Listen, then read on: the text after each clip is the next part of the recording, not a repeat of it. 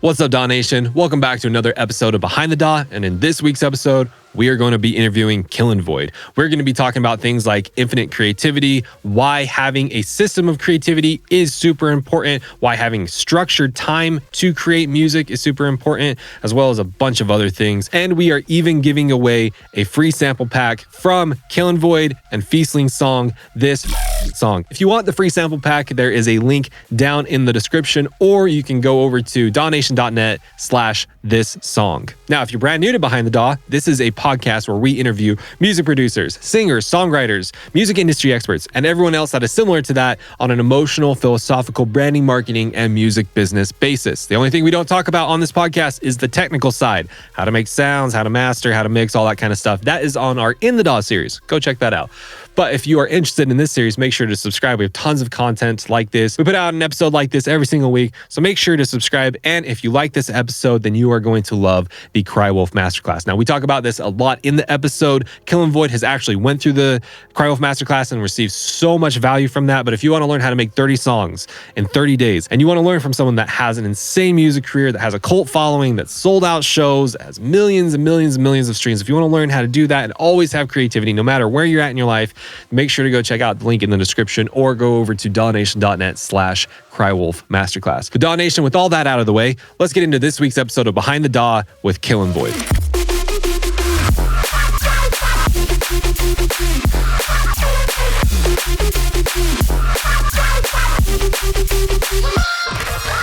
I want to welcome you to another episode of Behind the DAW. It's been a while, but we are back and we have Killin Void here. How you doing today, man? I'm doing absolutely amazing. How are you, Wild? Dude, I am so stoked because you are the first episode in like 3 years that we are back. We are recording.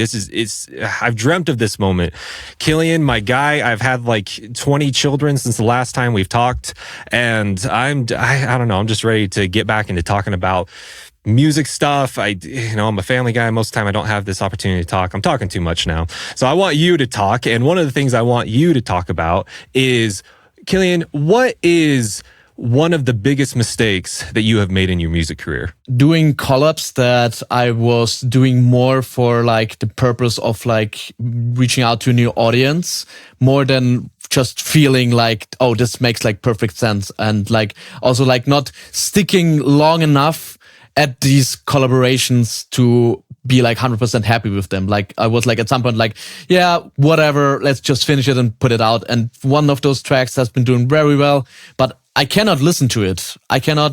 Even though there's like some great parts in it, but like there's like some mixing choices and some sound choices that I'm not happy with whatsoever. And I really regret having not stick with like working on that more and maybe being more like, okay, I just want to be put out this collab for the sake of it and being like exposed to like new people. I'm a person, I would say, that likes to think of like every failure and like all the things that I do wrong to learn something from it. And that's why I would not like delete this experience, but that's something that I think I am definitely gonna consider in the future when working on collaborations. There's actually like in this like one, I have it right here in like this Rick Rubin book about creativity. I don't know if you have read it, like a lot of people. No, I haven't. I haven't read it at all. It seems incredible. You haven't? Oh, I can recommend it a lot.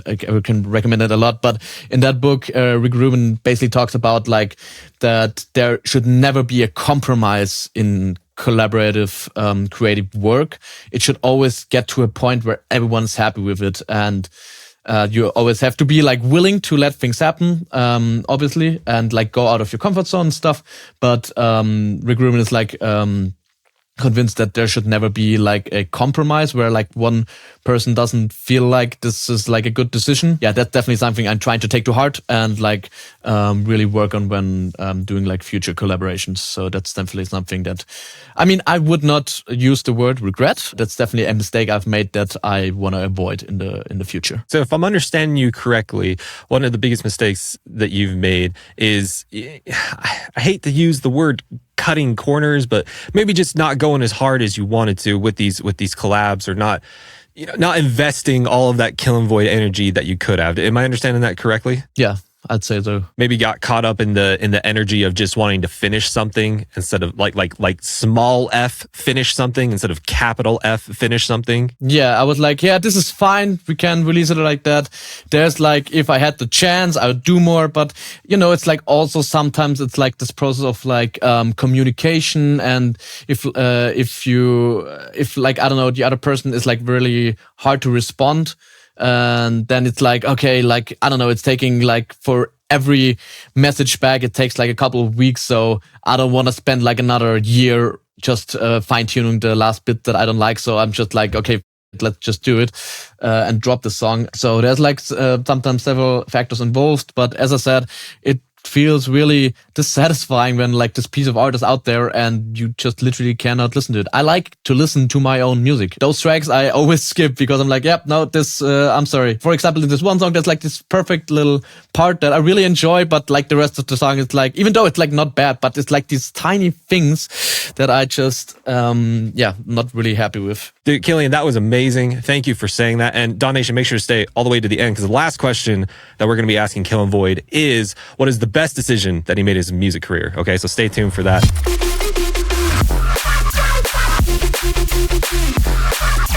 But my guy, I think we need to be honest with Daw Nation here. We actually recorded an episode like 3 years ago. It was a great episode. It was a fantastic episode. It was my fault it never came out. There was a bunch of things that got in the way with internal stuff with Daw Nation. I thought that we should redo this, give it a nice little 2025 polish to it. You've been with Daw Nation for so long.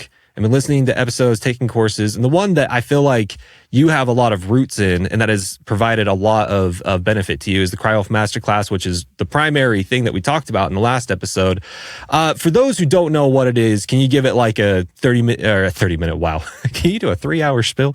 Can you do like a 30-second, spill of what the Cryo Masterclass is, what it was for you, how it helped you, so on and so forth? Could you do that for us? Yes, absolutely. So like the Cryo Masterclass teaches a creative system that involves a inspiration phase, a creation phase, and a finishing phase. So it takes course over like basically like it's like 60 days of like working on music and finishing music, and then there's like 2 weeks before of like getting inspiration. And the idea is to like guarantee you to make your best work within a given amount of time, and like to always be inspired no matter where you are at in life, to give yourself a space to gather inspiration and then have like a space to create like without any judgment and with like a lot of space, creative space to work with. And it's been the system I've been working with ever since I heard about it. So it was like I remember I watched it like shortly after like the first COVID times, and I've been sticking to it ever since then. It's been I just looked it up. I just recently finished my 7th creation. I like to call them creation phases, honestly. I don't know like how Cryo calls them, but it's been my 7th 30-day challenge, so to say. But I like to call them creation phases because like I've been switching between like the amount of days I've been doing. So the last one was actually 40 days. Yeah, I've been sticking to like the main idea of this concept. I've been changing like tiny things, trying out new things. Even you guys suggest that in the system, but it's been like such a huge influence on what I'm doing, and it's been absolutely amazing influence at that. Dude, that's incredible, because I know the last time we talked, you were mentioning that you doing this system to help you with your creativity, creating songs consistently and stuff like that it really helped. And that was 3 years ago. So to hear now, 3 years later, you're still using it, you're still applying it, and it's helping you so much. That's just incredible. And I'm so proud of you. I'm so proud of you for all the growth that you had.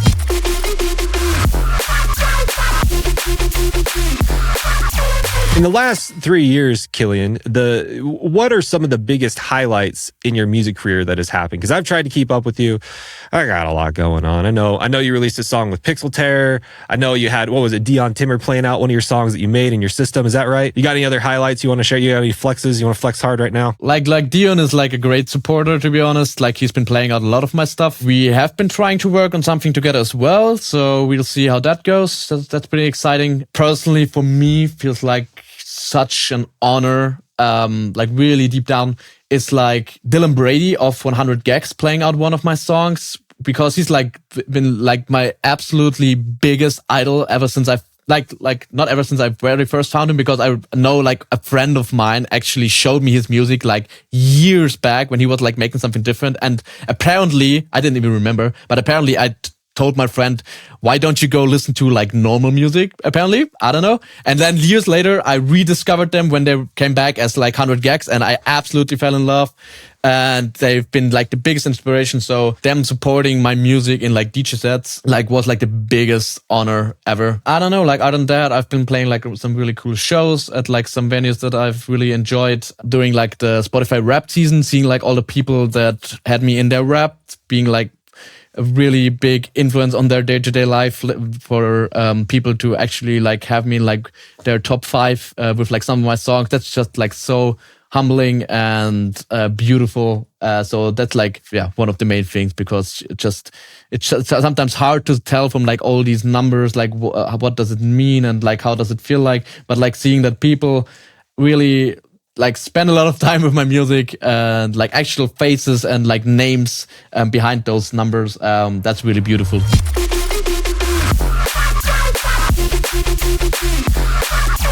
So one of the things that we talked about before we started recording is that you really want to talk about your artist direction over the years, right? Which I'm assuming is, you know, when you initially started Killin Void and kind of what you've learned over the years. Is that right? Is that what you're going with that? Yes, absolutely. Like I think that's just like a super interesting topic. Like for like I also like I'm always super interested like about other artists, like how they go about it, how they approach developing their sound, but staying true to like some core, or like how they branch out entirely into new things, how they just go about those things, and how they also like keep things interesting, how they keep their motivation up, how they find new things that inspire them, how they not stay in loops and stuff like that. So I think that's a really interesting topic, to be honest, and I'm always happy to learn about how other artists approach that. So let's talk about it with you then. So what do you feel like are some of the most core concepts, biggest takeaways from your artist direction changing over the years? So the interesting thing, I think, is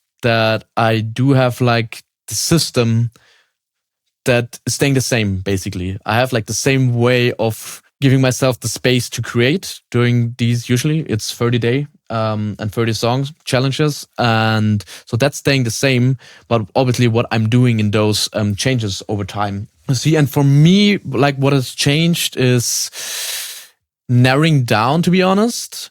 I've been like, always been like branching out to new things, but I feel like, at least for now, my sound my soundscape and like my sound choices and the way I approach arrangement, it's actually like narrowing down more and more. And I really like that, to be honest. I really feel like I found like my voice and all that. And so that's really interesting. Like obviously at some point there needs to be like something new. There needs to be a point where it's like, and I sometimes hit that where I'm like, okay, like this is getting like too repetitive to some degree. But right now it's like been feeling really great to narrow down on like the sound choices.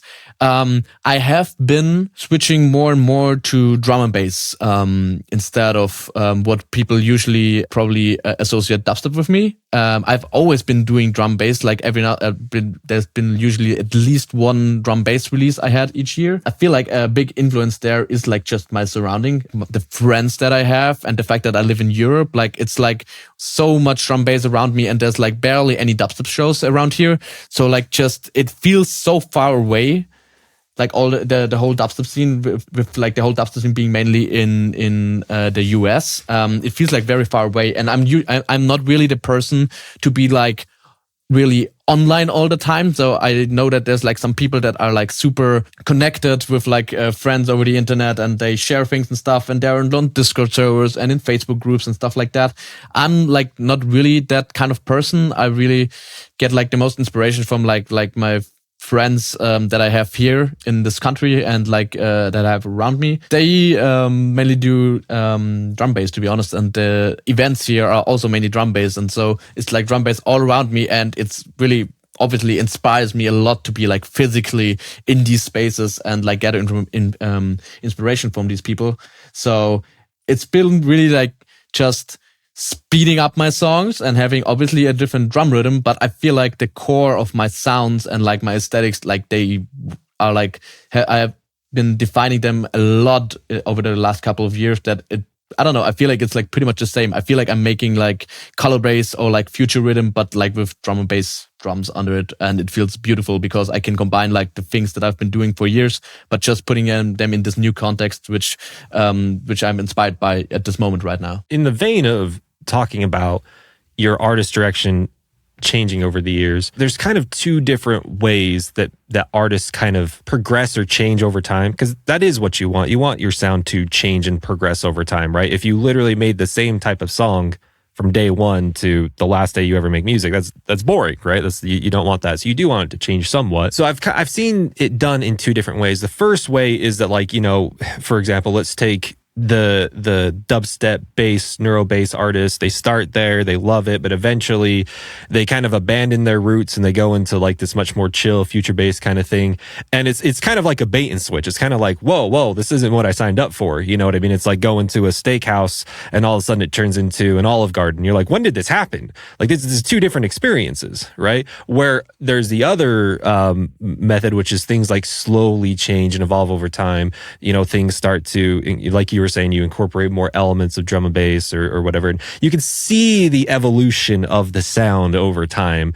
You know what I mean? It'd be the equivalent of the steakhouse, slowly incorporating fettuccine alfredo, or slowly and giving it some spaghetti, that kind of stuff. With your brand, what do you feel? Do you feel like you're doing this huge switch, or do you feel like you're just slowly changing over time? Because I think you're slowly changing over time, but what do you think? Yeah, like as I said, I've been releasing drum and bass like already all the time, and my releases years ago were already drum bass. It's just that I always felt like a dubstep artist, but when I look at my discography and like my top songs right now, it's like 3 of them are drum bass songs, and I feel like, okay, like it's like so fine to be doing that because I'm already basically doing it. It's just like how I frame myself in my head, I feel like. And so I feel like from like putting things out, it's like gonna be very smooth. Just like this, honestly, this last creation phase, I basically like started off like setting every project at like 170, 174. There's like one dubstep song that I made that is actually gonna come out at some point. But like I basically like from creation standpoint, I was like, okay, I wanna like dive deep into like finding like my way to make drum and bass. But like I think it is already smoothly has been already evolving smoothly into that direction. So that's what I try to tell myself. Like obviously some people are gonna be like, okay, like this they are in for like the 150 stuff, and there are gonna be people that are alienated by having this different rhythm, I guess, and the different speed, and like obviously like some other elements. I always had that already, like there's like some people that want like the color bass Killin Void from 2021. There's like some people that want like the hyperpop Killin Void from like 2022. It's always changing to some degree, and there's always gonna be some people that are gonna drop out, and I'll be like, hey, this is not for me anymore. The only thing that I can do is like do what inspires me right now and try to find like a great way to incorporate it into my world. Like I don't think that staying true to yourself just means, oh, like I don't care at all like what I've done previously. I just want to focus on the moment and what I'm feeling right now. I think like part of a creative act and like of a creative work is forging a world that makes sense. I think I am having a lot of fun also communicating it to people that it makes sense for me to switch into this direction, like not for just being like, oh, I don't care at all like about the stuff that I did previously. I do. I want to like progress smoothly into those things and not be like, oh, all this, the branding, all like the fans I had before. I just want to do what I feel like. I want to do what I feel like, but I think it's like also an amazing creative challenge to find a way to make it work and have it make sense. And when I try to make a drum bass tune, I'm like, okay, like how can I incorporate these things that I used to do and that I obviously love, and how can I put them into this new thing that I'm trying to do? So I see it as a creative challenge to make it work and make a smooth transition there. It sounds like you've had a healthy brand evolution over time, so you're not just staying stagnant, you are adding new things, you're trying new things, which is exactly what you want to do while still staying, true to the core of the Killin Void project. Has there been any fans or any people that have been, very vocal about you changing, saying like, hey, what the heck, don't do this anymore. We like the old Killin Void, stop trying the new things and just live in this little box that I've made for you, Killin? Like, is there been anything like that, or have they been by and large very accepting of it? I don't really know many people, to be honest. There's just this one person, I guess, that has been like sending me like a lot of things in my Instagram DMs and been like kind of like, there has been like some good heart in it. I think this person wanted to help me. It was like, yeah, you need to do this and that. And you like this one sound you had in your, like this one style you went for in like your Rushdown EP. Like this is the thing you should be following, and you should see yourself as like a brand, and you should keep at that and keep doing that and stuff like that. So I think there was like some good intent behind it, but like it didn't make any sense. It was like a little out of place because I got like a lot of voice memos from this person, a lot of long voice memos, and was like, hey, you, like, I don't know you, while like spending all this time telling me those things. And I approached it with like some very lightheartedly, and to be honest, I found it kind of funny as well. The funny thing is that I realized that it got to me, really.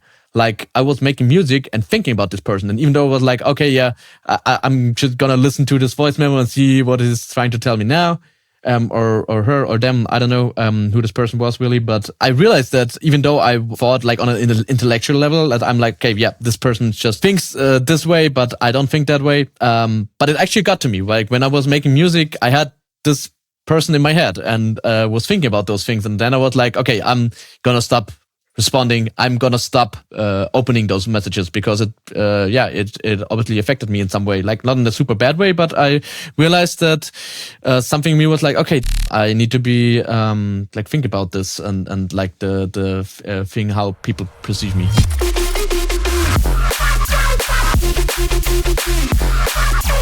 On the one hand, I could foresee if you really like a brand, if you really like, a music producer, then, you could reach out and give them some advice that could make their life easier. For example, if I was watching a Behind The DAW episode with Killin Void and he mentions some plugin, you could probably send a DM and be like, oh, by the way, I don't know if you like this plugin, you may like this plugin. So it's like very natural. It's nice. It brings value somehow. But it sounds like this person took it too far. I mean, it's like all of a sudden they like took upon themselves to be the creative director of Killin Void. Is that right? Like, it's like they kind of like crossed the line. It's like, okay, like I get it. You're trying to be nice, but like if it was like, I feel like this person saw themselves in like a position of like being a manager or something like that, and being like, hey, you should be doing this and that. And even like a manager, I don't know, shouldn't be doing that to this extent. So you, Killin, you are the artist. You are the creator. It is your responsibility to take the concepts in your mind and your heart and to create them into an audio form, right? And so when someone comes and tells you, oh, hey, no, you didn't create it right. You didn't translate right from your mind or your heart to the DAW.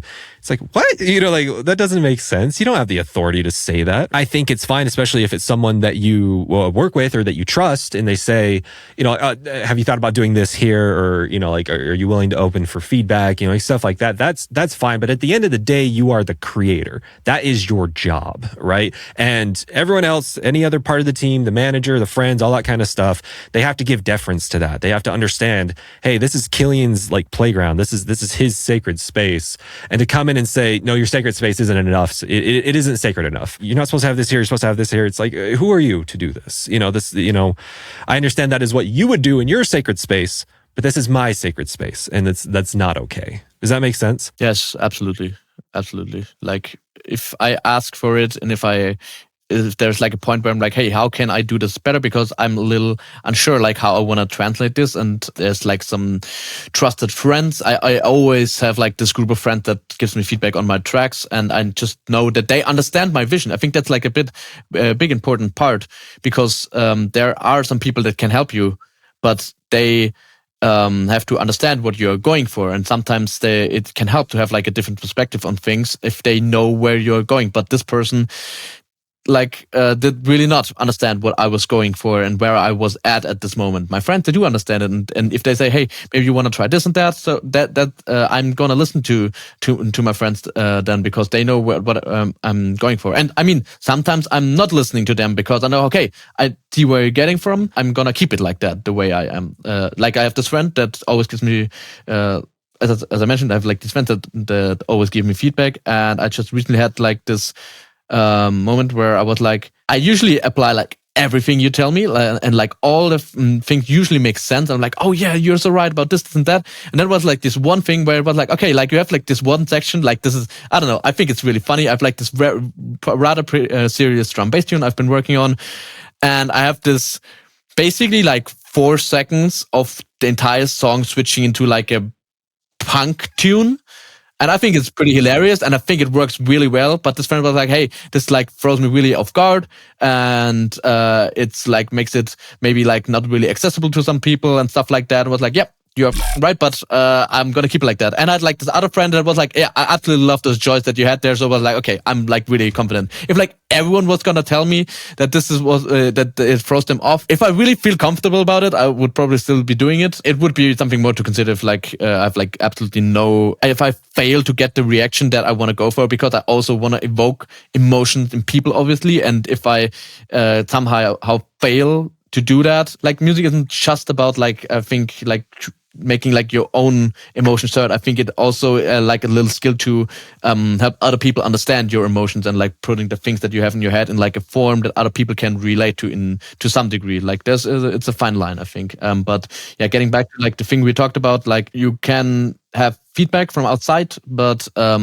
it's very important to know like who those people are, what they are trying to go for, and if they really understand what you are trying to do. It's amazing that you have these group of friends that you can talk to, that you can bring, your tracks to. I would really hope that these friends that you have, that you guys have the type of relationship where if they said, oh, you need to have this element in there, or like, for example, the what you just said, which is, hey, this section, it kind of throws me off. And if you say something to the extent of, thank you, but I'm going to keep it, and they say, cool, yeah, like whatever. And they walk away. They don't take it personally. They're not like, oh, you never listened to my advice. I wish there was this understanding with the people that you have close in your life, within your artistic life, where you can say, I want your advice, but know that I am not going to follow it 100% of the time. And that's okay. That doesn't reflect anything about you. That doesn't mean you suck. That doesn't mean I hate your advice. It just means sometimes I like your advice and sometimes I don't.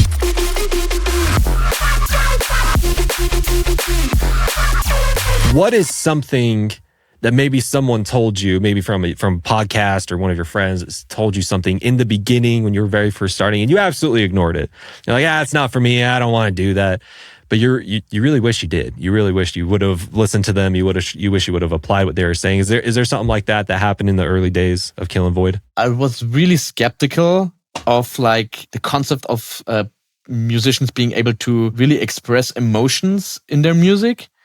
It sounds a bit weird, but stick with me for a second. So for like a long time, I was always like when I started making music, I was like just chasing like this high of like drops sounding like super cool and like super interesting, like discovering new sounds and like being really excited about that. And for me, it was like mainly that. I was like exciting to find these new sounds, and it's like absolutely beautiful, Back then it still was to some degree, because like the excitement of finding these sounds and creating worlds of that is still emotions that I'm translating into my music.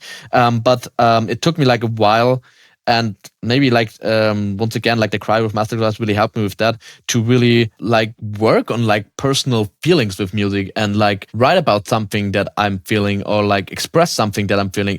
I don't know, I didn't do that for a very long time, or like I did like very passively. It was just happening as I went about it. But like starting to do these creation phases and like doing like these rewrites where you are like writing for a couple of minutes about like things that are just coming out of your consciousness, that really made me start to find out about like certain feelings that I had within me, and then actually writing music about those feelings that I had in me. And it's been like such, I don't know, it made me get so much closer to my own art. Like I'm feeling so deeply connected to like a lot of my music, because it's like they are just about like feelings that I had during certain times or that I still have. And it's not anymore like only about drop. I mean, the drop is beautiful, and the finding like fun sounds and like exploring sound design techniques, it's like absolutely beautiful. But having like a story around that and like writing about like my own feelings, writing my own lyrics and working with like vocalists, that has been like a really huge thing that I ignored for quite some time. Like, I mean, I think it's something that most people are aware of, that you can write about your own feelings, but to those people that still maybe, I mean, not everyone has to make emotional music, obviously. It's obviously super fine if you just want to play around with sounds and make like very fun, I don't know, like sound design pieces, basically. Not everyone has to do like emotional pieces. Like, that would be boring. I also sometimes want to listen to like a track that where it's like only about like fun sounds and stuff like that. I love those tracks. But for me, discovering that this is something that I like doing and that really helps me work with my emotions, that has been really beautiful development for me. And I did not at first like understand it when I remember who told it me. It was like my great cousin or something like that. It was like one of the first kind of music mentors I ever had, because it was like a relative of mine that actually was a music producer, and this was like the first person that I ever talked to about music production, stuff like that, and it was really beautiful. But he talked about like very obvious concepts, but at first I was like, yeah, I don't know, I just want to make like fun sounds, and yeah, that changed over time. The thing that people told you to do, or at least that you were aware of that you should do or could do, that could be beneficial to you, but you kind of put it off for a while, instead of just creating bangers, it was to create, you know, these kind of emotional pieces of art that truly express your thoughts, your feelings, your experiences, what you feel on the inside. So I'm not saying that we can't make bangers. I'm not saying that emotional songs can't be bangers. I'm not trying to say that. I'm not just saying that every song has to be emotional like the way that you were saying. What I'm saying is that it leaves something to be desired when you leave one of both out. Meaning, if you just make bangers, it leaves something to be desired for the more weighty topics, the more weighty concepts, the more emotionally dense topics. And if you just do the emotionally dense topics and don't have the bangers in there, you know, there's something to be desired as well. Does that make sense? Could you agree with that? Yeah, sure. Like, I don't know, like for my artist project, I like to combine those. If people are happy with like just creating like one of those things and it's like fulfills them and it's fine with them, I'm happy to, whatever mood I'm in, I'll like just switch like whatever I listen to, you know, and then maybe like, I don't know, I'm in the gym and I just want to listen to bangers and I don't care that much about like how this one girl broke your heart, but I just want to listen to like some crazy whops that make me push another rep, you know. So, and sometimes it's the other way around, you know. So I couldn't live with only one of them. Yeah, and I think I'm there with you, because you're right. And if there are specific artists that just want to make bangers, that just want to make emotional music, you're right. We probably shouldn't, you know, poo-poo those. If it feels right with them, you know. I mean, I can personally just recommend everyone to try writing about your emotions and like dive into that, because it feels great and it brings you like so close to your own art. I mean, I also like talking about like the banger music. I think it's also like very emotional to have like the life experience, you know. Like if I don't know, like look at people like Infect, they have been doing like rhythm for a very long time, and I am wondering like how can you like do like only like this hard music all the time. But I don't know, like the life experience and like the vibes that these people create live and like the energy that you get live, I think this is very inspiring. Along this topic of, you know, you expressing your feelings through music, I've heard people bring up the concept of there are some feelings or some emotions why, like, I don't want to walk into that realm because there's some feelings or some emotions that are just too painful. I can't handle that. You know, maybe I just don't have the words to fully adequately explain what I'm going through. Maybe I just, you know, it's, you know, there's some trauma there. I don't want to go back into that place. Has that happened for you? Or do you feel, you know, have you been able to access those emotions unfettered and been able to convey them? Or has there been some struggle for you? You've had to kind of work through it to be able to express some emotions, you know? How's that been going? I feel like I never shied away from anything. Like, I feel like whenever there is something that's like really intense within me, I think that's the absolutely best thing, to be honest, in some way. Like, it can be really tough in my everyday life, but for my art, it's like absolutely beautiful. And the art is like the best thing that can help me at that moment. Like, I have been going through like some rather emotional, turbulent times like a year ago. It's like nothing super crazy, basically a breakup, you know. It's been hitting really hard, but I don't know, there was like this phase where I was like really like not feeling really good. And like the only thing that I was able to do was sit down in front of my DAW and make like a certain type of music that really hit what I was feeling. And that was like such a great thing. And like really beautiful things came out of that. And I think I was like also helping myself with making these things. And I don't know, I love the tracks that I made back then, and they helped me through going through these tough times. And this is absolutely a great thing. And I don't know, maybe they are like, I don't know, I think I'm really blessed with like not experiencing like super bad things in my life that I might be scared of confronting. It came very easy to me to work through it with art. Like, it wasn't too scary to me, to be honest. I really liked I can understand that it can be scary for people, especially if you write lyrics about like very personal things, then you put it out there and it's for everyone to see. That's like an absolutely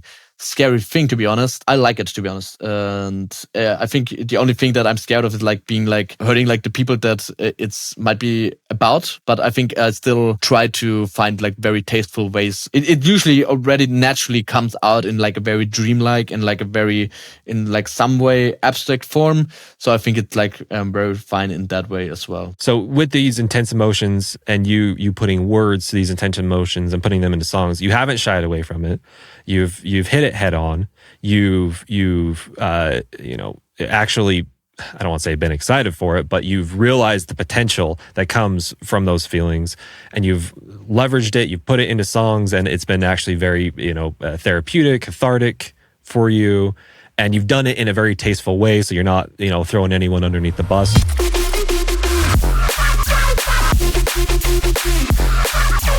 As I reminisce back on our episode that we did like 3 years ago, one of the big topics that we talked about that we haven't touched on yet is the idea of a schedule, like being intentional with your time and with your music, that when you leave your music up to chance, the chance is that it's not going to get done. It's just going to fall to the wayside, so on and so forth.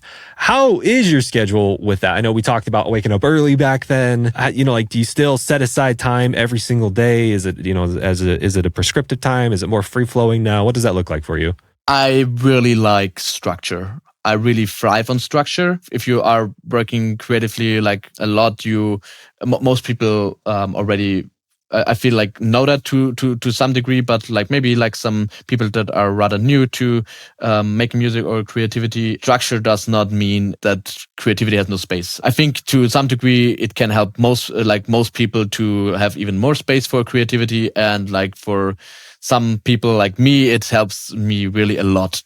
And like the way that I use structure is like, obviously I have my creation phases, like usually like twice a year, where I create my music. But I also found like this one thing actually that really sticked with for a long time, which is like, no matter what my to-do list looks like, I am gonna be making music for, obviously, except if there's like an appointment that I can't avoid. But if I have the flexible time, even though if there might be like some rather urgent to-dos, the first hour or 1.5 hours of the day, I am gonna be making music, no matter what. And this has been like such beautiful. I basically like blocked like those things like daily in my Google Calendar, which is like just a purple space that says void, and it's like, I don't know, like so beautiful knowing that every day that I wake up, I have like this space that says void, and I can just be Killin Void in that time and just dive within like my music. And even though there might be like some things that are like on my to-do list, they are gonna have their time. But it just feels like the most important project got its time each day. And it's like, it can get very easy if you don't have like the pressing the deadline on your music, that you're like, oh, okay, like obviously I can finish this song whenever, so might as well do like this thing that has like kind of urgent on it, but it's not that important actually. Even though it might not be urgent, it's like the most important thing that I want to get done. So I'm just putting it in there. I'm having some progress on it, and whatever comes next is gonna come next. And maybe there's like nothing else on the to-do list for that day. So I am just gonna keep on working on the song, and then that's gonna be fine. I can just really recommend that to people to like just whenever they have the space, like just focus on if you have the freedom to do so, just focus on your craft for like the first part of your day, and then everything else comes next, because it's so easy to fill up your time with like random things that are not that important and seem kind of urgent, replying to like some emails, fixing this, fixing that. Creativity and like creative tasks are like also a thing that you can very easily procrastinate on because it feels so big. But just having like this one little space where you create, and just having like this 1 hour, which is like very manageable time, real nice thing that and like a very specific thing, but like a really amazing thing that I stick with for like a very long time now. And it's been like structure-wise, been really great to have, and like really as like aside from like the creation phase and stuff like that, because that is already like a lot of structure, but we already talked about that a little bit. But outside of that, I think that's something that really helped me. So the first part of your day, are you waking up early? Are you on artist schedule? Are you waking up at 3 p.m.? Like what's it? No, I'm like weirdo musician. I wake up early still, and I'm not like a really late person. I mean, it's I'm talking to this a lot about people, and I feel like it's basically like a really similar thing, because like the feeling that I enjoy about waking up early is like, okay, like the world is like maybe still a little asleep, and it's like very quiet. Nobody wants anything from me.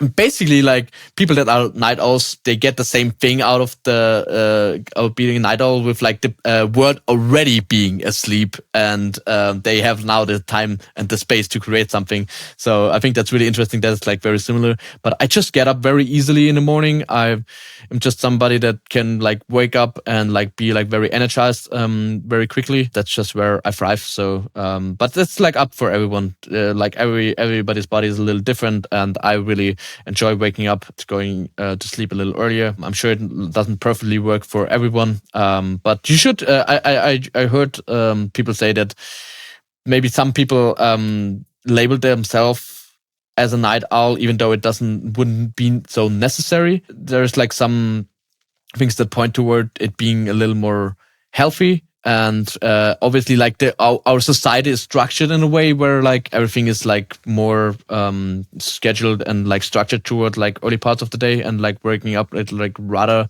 early times. It's definitely something that I think people could give a try, but I still understand that it's like not for everyone, and you just need to listen to like your gut feeling, I think, there, and like to listen to your body.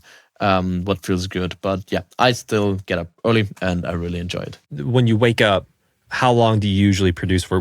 How long is that void on your calendar? Wait, let me see like what it actually says. I try to keep it like not too big. It's like, I see it's just 1 hour, because I just want to keep it like, if there's like something pressing, it's still manageable. And like a lot of times it goes longer than that, but it's just this one block of like 1 hour where just do that. Like usually probably like 25 minutes. Then I get up for a second, so I don't like sit in my chair all the time, and then probably another 25 minutes, or like a little longer than that. But like basically just an hour in the morning. It's like a minimum of 1 hour. Like I want to do 1 hour no matter what. And if there's like, because if life is busy, it's still manageable. Do you do any like afternoon sessions or night sessions with music, or is it just primarily in the morning? I do have afternoon sessions for sure. Night sessions barely ever. Like, to be honest, like not at all really. I'm just, after like a certain time, I just want to calm down, and like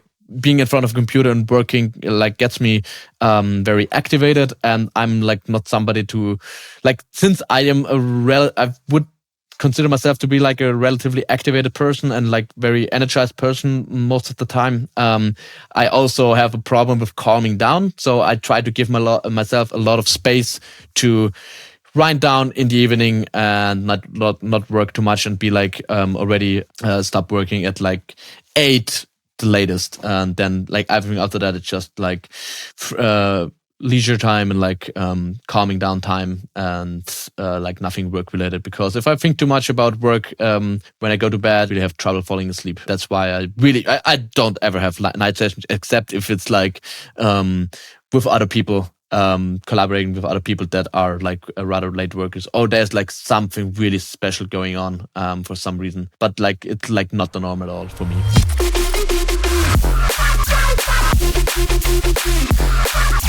What is a question that people never ask you, but you wish they always would, in relation to your music? Right, you're just like, come on, you're just waiting. You're waiting for the producer you're working with to ask you this question. They never do, and I'd be happy to answer more often what the lyrics are about that I write. And I mean, since it is EDM.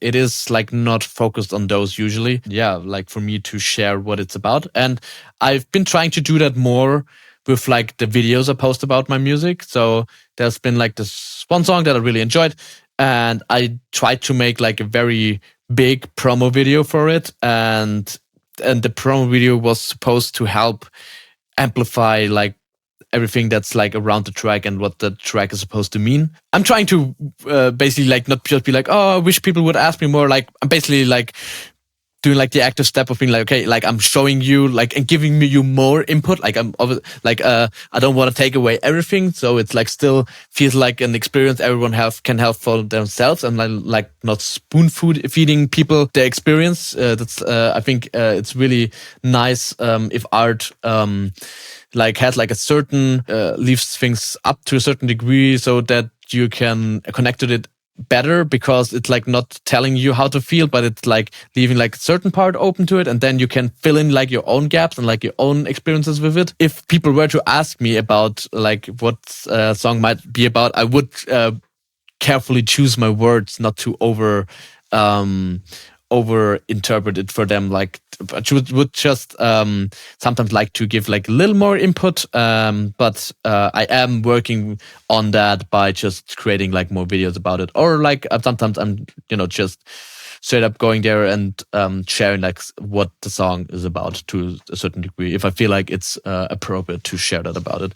But I'd be happy for like people to ask me more about that sometimes. Is there particular lyrics that you're thinking about right now that you're like, man, no one has asked me about this yet, I really want to explain these lyrics? But is there something like that that's on the tip of your tongue you want to give us the tea on? There's like this one song. Oh, this is like something that's maybe nice to share.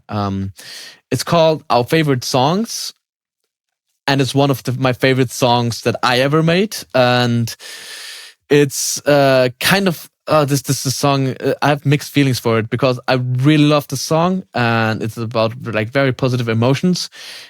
The problem with the song is that it's kind of was like very like I wouldn't even know what genre it is, to be honest. But it was like a very different genre. It's like 140 BPM, but it has like not a halftime beat. It has like 4 to the floor kicks. It has like offbeat bass, and it has like a melody on it during the drop. And I wouldn't even know what to call it. It's like speed house or something like that. I don't really know. It kind of went under the radar because I think people didn't really know how to categorize it. And also like everything I made up to this point didn't really build up the right audience for this kind of track. I still feel like it's like I did a really great job on this track, and basically what it is about is like just have like this feeling of like being somewhere that's like not your home, being somewhere else with like a person that is really close to your heart, enjoying like things that you both care about and that you both connect with, and which in this case is like just music. Like I'm talking in the song, I'm talking about like listening to your favorite songs with this person in like this different place that you're just escaping from everyday life. Something that I just experienced exactly like that during like a holiday in Italy, and it's like just talking about it makes me like really feel this warm fuzzy feeling, even though it's like a long time ago, and it's like with a person that I'm like not that close anymore with, but it's like, I don't know, like a really beautiful track. I think whenever people ask me what my favorite song is of my of for me, I usually say that.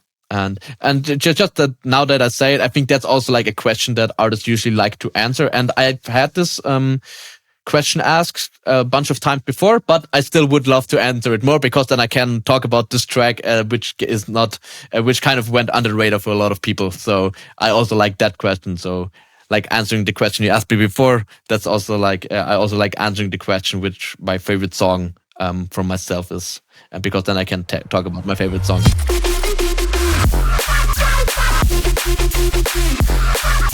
So as we're getting close to the end here, we are going to do some rapid fire questions. And then don't forget, we're also going to ask Killin Void about what is the best decision he made for his music career. So let's go with these rapid fire questions. And really, I mean, they could be, one word answers. They could be 3-paragraph answers. I don't care. Answer as much or as little as you want with these. Okay.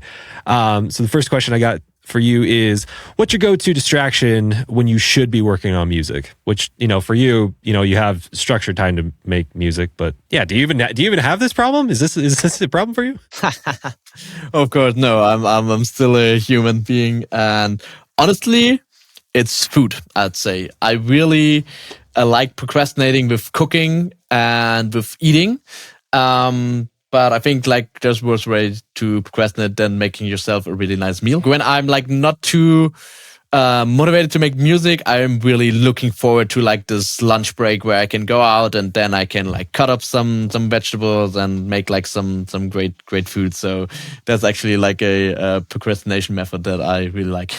What's one thing you do every day, no matter what, besides waking up and producing? What's something that's we haven't talked about yet? I'm not doing it every day, but something that I am really I have been keeping as a habit since like, what's that now? Probably like 7 years is meditation. I try to meditate pretty much every day for 10 minutes, focus on it more when I'm in the inspiration phase and like creating music, because it helps me connect with my creative side. But still outside of that, there's just so much evidence for like it helping you on very on like so many levels. Just so many beautiful things come out of that. It's like it doesn't always hit the same way.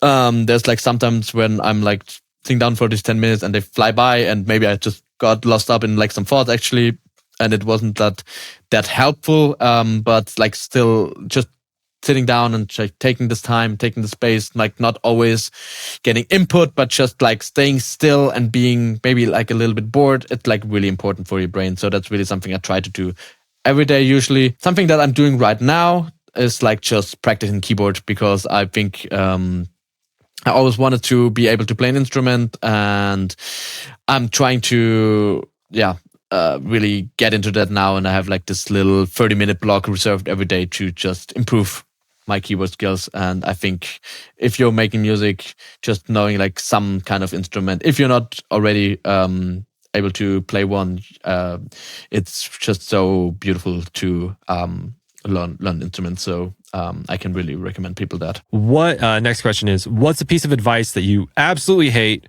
but people keep giving you this piece of advice? To be like very more careful with my mix downs and with distortions, and I'm undetailed with those things, and I don't know, I think it's really fine. Like I just push things into the clipper at the end. I just go overboard with distortion. I just don't pay too much details into my mix downs. I just trying to mix as I go, and then just do as I feel like. And I think professors from my uni would probably tell me to be more careful with that, and probably a lot of other people would do that as well. But that's something that I don't take too close to my heart, because it's just what feels right for me.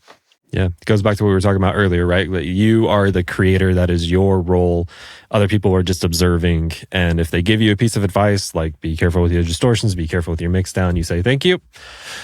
No, I'm going to do what I want, right? And it doesn't fit my vision, doesn't fit, me conveying my heart into audio. And so great answer, man. Next question I got for you is, what's a piece of art that you recommend constantly? So this piece of art could be TV show, movie, book, music, album, video game, anything like that you're constantly recommending to people because of how much it's affected you. I mean, I already mentioned it like already before, but I really love this book from Rick Rubin. There's like so many like wherever you're at, whatever your approach is, there's going to be something for you in there in this book. It's called like the creative act, a way of being.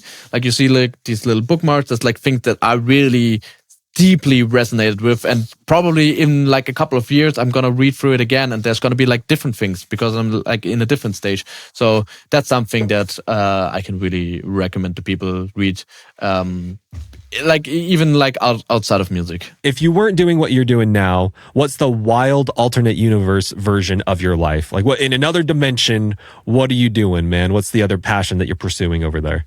I mean, I am thinking about this, on like a, I don't know, like some sort of like a yearly basis or something like that. So to see if I still align with what I'm doing, and what if this was stripped away from me, the whole music thing. And I think it would be something where I can help people, and it would be something where I could be outside. I think like a little bummer of like the thing that I'm doing is to be inside all the time, and I love being outside, and I would just love to do something that's outside where I can move my body.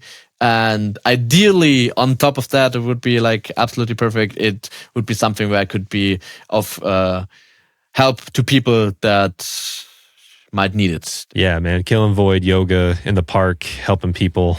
That's what that comes sounds to mind. amazing. Yeah, let's go. Let's do that. I love yoga.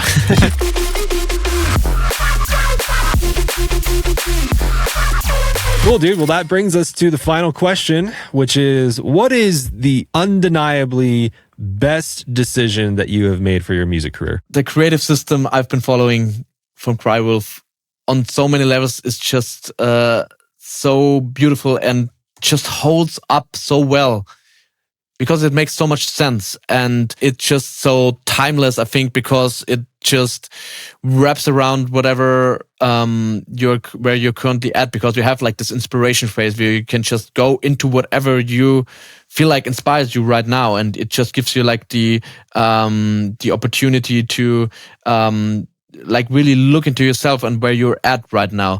Like obviously, like I wonder how things are gonna develop when I'm like, I've been like in a very lucky position where I was like in a university where I was like studying like music production. So I was always able to follow these creation phases and like take all this chunk of my time, because it was like playing into like the university thing. And right now I'm like, yeah, I'm still in university, but I've barely any lectures. So I have like so much space to follow the system. I wonder how it would be like if I don't know what's gonna happen in the next years, and how much time I have for these things. I hope I do have as much time as I want and need for these things. But right now, it's been like such a beautiful thing to always be inspired, always know where I'm at, and what I want to do. Then like the system of like creating like something new every day is just so genius, because you take out all this pressure, and I think pressure is like the biggest killer for creativity, because and I wrote like 2 of my bachelor theses on creativity, and I think the biggest thing that blocks creativity is like pressure and like expectations. And you take a lot, like obviously not all of it, but like most of the pressure away when you can say, hey, it doesn't matter if I make book today, because I have 29 days more to give it a shot. And also like now doing it a lot of times, it's totally fine to put like 25 of those ideas into the trash and only stick with like 5 of the best tracks that you made during this time, because it's just an eventuality that at some point there's something good that is gonna happen during these 30 days.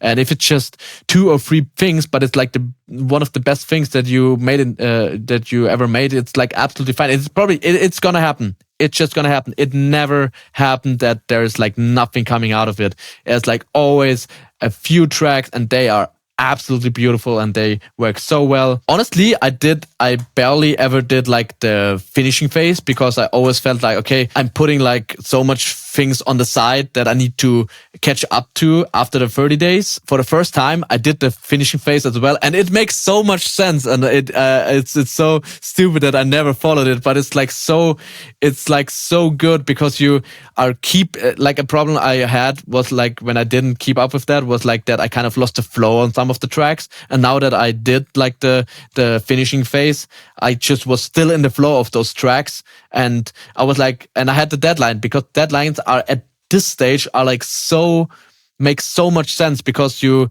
are like at the phase of like just fine tuning the details that are already there. The track is already there. You just need to like fine tune like the things, and having a deadline for that is beautiful. It wouldn't make really much sense to have like a deadline in like a creation phase. I mean, you have in some way, I guess, but having the deadline in like this fine tuning phase is like so useful.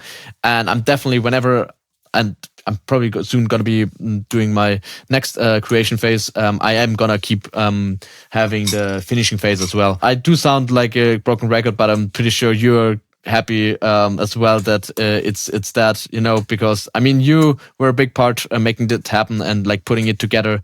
And I'm like so grateful for you doing that, and you and Crywolf making this happen. So for everyone listening, it's like I'm not paid for saying this. No, this is just my absolute coming from the bottom of my heart. It's like an absolute beautiful thing that I discovered and that really shaped the way I make music. And it's even if it might not be for everyone, I think you should at least give it a shot once. Because you also discover a lot for yourself. And even though this might not be like the process you want to work with all the time, I think there might be reasons for you not to follow this all the time, but there still are definitely going to be things that you learn about yourself and your creative process. Thank you so much, Killin, for saying that. That means the absolute world to me with all the work that we put into that, to see it actually having real life tangible effects on your life to the point where you say it's one of the greatest decisions you've made for your music career. It's just, yeah, thank you, dude. It's incredible. It's amazing. If someone wanted to enter the world of Killin Void, how would they go about that? Should they follow you on Instagram? Should they send you a DM, an email? Like what's the best way to get into the Killin Void family?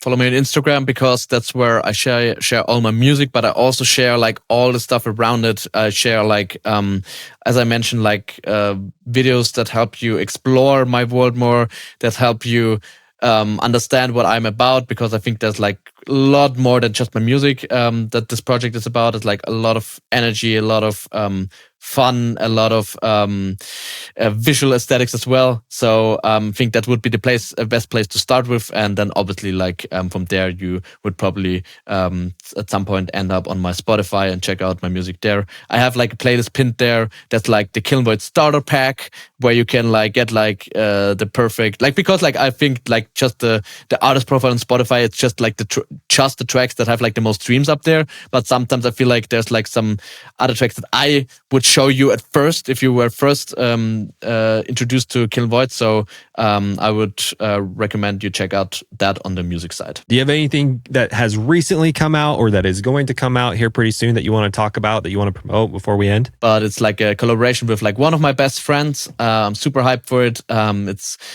called This Song. And that's pretty much all that you need to know about this song. Branding is impeccable. That's great, man. And final question I have for you is, who would you like to see come on the show? Who's some people that you would love to come on Behind the DAW to be able to learn from them? In fact, it's like really, really inspiring being. I think it's super interesting how, I don't know, I feel like the worlds he creates, but he's still like such a distinct sound, and to some degree like a very, very, very niche and like a very small spectrum of genres. Like he makes rhythm. That's it. I think it's like super interesting to see like somebody that is like been in the game for very long, but makes like a very distinct sound. I think it is like a wonderful being, very creative being, very inspiring being. So that's somebody that I could really recommend getting on the show. And I don't know, I think you would be really open to it as well. Thank you so much for coming on the show and doing this. I know, like I said, we filmed 3 years ago. It never came out. I think this is the new and improved, polished version. So thank you so much, dude. Is there any last words you want to say before we close out? Not much, really. I'm just super excited that the Behind the DAW podcast seems to be starting up again. I've been like such a big fan, and I really missed it. So yeah, I'm just really excited that you're doing it again. Super grateful for like all the things, the masterclass and everything you've done so far. So, and yeah, and thanks for having me on. Obviously, it's been an absolute blast. I'm so happy to share my experience and like my thoughts with people. So yeah, thank you, Wyatt. DAW Nation, I spent so much time convincing Killin Void to give us a free sample pack from this song. So if you don't get this sample pack for this song, I am going to be so disappointed in you that it's going to take until next week's episode for me to forgive you. So don't make me do that. Go download it right now. You're going to love it. And make sure to tune in next week for our episode. And before you leave, make sure to go check out the Crywolf Masterclass. DawNation.net/Crywolf Masterclass. With all that out of the way, I love you guys. You guys are awesome. It's so good to be back, isn't it? Talk to you soon.